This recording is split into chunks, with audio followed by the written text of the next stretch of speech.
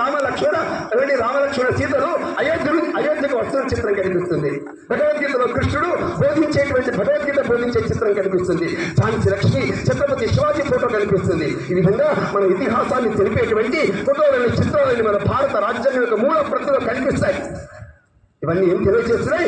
భారతదేశం నిన్నటిది కాదు, మొన్నటిది కాదు. 1947లో స్టార్ట్ కాలే భారతదేశం కొన్ని వేల సంవత్సరాలుగా ప్రపంచంలో అమెరికా లేనప్పుడు, ఇజ్రాయిల్ లేనప్పుడు, ఇరాక్ లేనప్పుడు, రోము పడిపోయినప్పుడు, అసీరియా, సుమేరియా, బాబులోనియా, మెసొపొటేమియా లాంటి సంస్కృతులు కాలపరలో కలిసిపోయినప్పుడు మిగిలినటువంటి ఒకే సంస్కృతిని కాపాడుతున్నటువంటి దేశంగా రాష్ట్రీయ స్వయం సంఘము ఈ దేశంలో హిందువులు కంకణం కట్టుకోవాలి. అందుకోసం హిందువులు దేనికోసం బ్రతుకుతున్నారు, సంఘము దేనికోసం పనిచేస్తుంది? ఈ దేశం యొక్క సంస్కృతి సంప్రదాయాల రక్షణ, ఈ దేశం యొక్క సమగ్రత కోసం రక్షణ, ఈ దేశంలో ఉండేటువంటి రాజ్యాంగ పరిరక్షణ, ఈ దేశంలో ఉండేటువంటి ప్రపంచంలో మిగతా దేశాల కంటే ఒక జ్ఞాన భూమిగా, అలాగే అన్నపూర్ణగా వెలుగొందడం కోసం నిరంతరం పరిశ్రమ చేసేటువంటి దేశంగా రూపుదిద్దడం కోసం పనిచేస్తున్నటువంటి స్వయంసేవక సంఘం ఇది. అందుకే ఈ 100 సంవత్సరాల సందర్భంగా మనం సంకల్పం తీసుకోవాలి. ఆ సంకల్పంలో ఈ 5 ప్రతిజ్ఞలు మనం చేయాలి. రాబోయేటువంటి ఒక 5-10 సంవత్సరాల్లో మన కుటుంబాల్లో, మన ఇళ్లలో ఇలాంటి కుల వివక్షత లేకుండా కుటుంబ సంప్రదాయాన్ని కాపాడుతూ, పర్యావరణాన్ని కాపాడుతూ, స్వదేశీ భాషని కాపాడుతూ, నాగరిక లక్షణాన్ని పెంపొందించుకుంటూ ముందుకు వెళ్ళాలని చెప్పేసి ఆశించడం కోసం ప్రయత్నం జరుగుతుంది. ఇది వారి శక్తి పూజ సుమ. హిందువులు శక్తివంతులైతే ప్రపంచం నతమస్తకమవుతుంది. మనం శక్తిహీనులమైతే ఈ దేశం ప్రపంచంలో ఉండదు.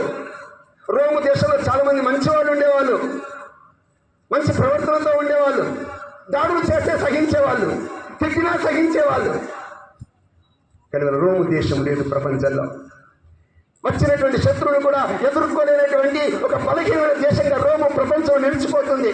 ఇక్కడ హిందువులు అంటే మంచివాళ్ళు, ఏదన్నా ఏది పడినా ఏది విన్నా ఊరికి చూస్తుంటారండి. ఎన్ని జరిగినా మనకు సంబంధం అనేటువంటి పద్ధతిలో అమాయకులు లేకపోతే మంచి వాళ్ళుగా సమాజంలో ఉండకూడదు. అవసరమైతే శక్తివంతులుగా శత్రువులు తుదముట్టించేటువంటి శక్తిని, ధైర్యాన్ని ఇవ్వమని కదా మనకి దేవి నవరాత్రులు ఆశ్వీజ మాసం వస్తుంది.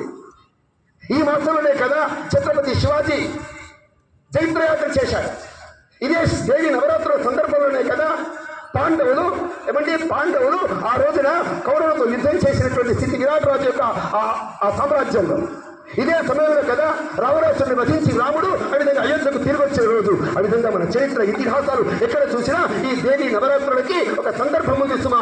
దేవిని ఆరాధిస్తే ఎవరి దేవి? లక్ష్మియా, సరస్వత, పార్వత కాదు సుమా. వీటన్నిటికంటే పరాశక్తి దేవి అంటే. ఆ దేవిని ఆరాధించిన, తపస్సు చేసిన, ధ్యానం చేసిన, స్తోత్రాన్ని పఠించిన ఈ 10 రోజులు మనం అనుకుంటాం ప్రజల వద్దకు పరిపాలనలాగా మన వినాయకుడు ప్రజల వద్దకు వచ్చాడు. ఈ దేవి నవరాత్రుల సమయంలో అమ్మవారు మన ఇంటికి వచ్చింది, మన పరిసర ప్రాంతాల్లో ఉంటుంది.